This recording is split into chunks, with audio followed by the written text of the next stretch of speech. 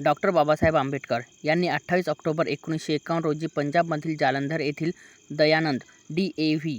College येथे the future of parliamentary democracy in India या विषयावर दिलेले भाषण हे भारतीय लोकशाहीच्या तत्त्वावर आधारित एक अत्यंत महत्त्वपूर्ण व विचारप्रवर्तक भाषण होते. या भाषणातून त्यांनी भारतीय लोकशाहीच्या भवितव्यावर, तिच्या यशस्वीतेच्या अटींवर आणि तिच्या समोर उभ्या राहिलेल्या आव्हानांवर सखोल विश्लेषण केले. आंबेडकरांनी या भाषणात सुरुवातीला लोकशाही ही केवळ एक राजकीय पद्धत नसून ती सामाजिक व आर्थिक मूल्यांवर आधारलेली जीवनपद्धती आहे, असे सांगितले. त्यांच्या मते भारतात लोकशाही टिकवायची असेल तर ती केवळ संविधानात लिहिलेल्या कलमांवर टिकू शकत नाही, तर ती लोकांच्या मनात रुजली पाहिजे. म्हणजेच राजकीय लोकशाहीबरोबर सामाजिक व आर्थिक लोकशाहीही आवश्यक आहे.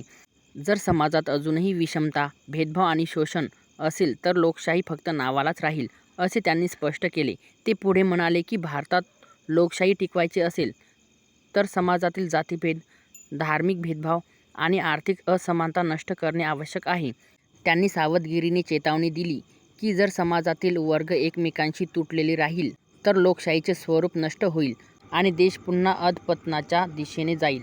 त्यांनी असेही म्हटले की democracy is not a form of government but a form of social organisation. म्हणजेच लोकशाही ही केवळ शासन पद्धती नसून समाज रचनेचा एक आदर्श प्रकार आहे.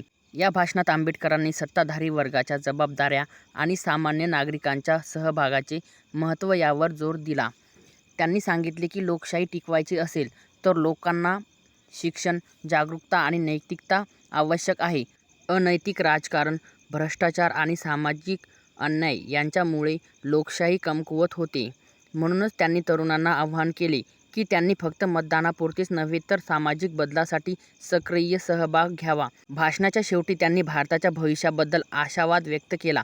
ते म्हणाले की भारताने लोकशाहीचा मार्ग निवडला आहे आणि जर ती लोकांच्या जीवनात खरी उतरली तर भारत जगाला एक आदर्श उदाहरण ठरू शकतो.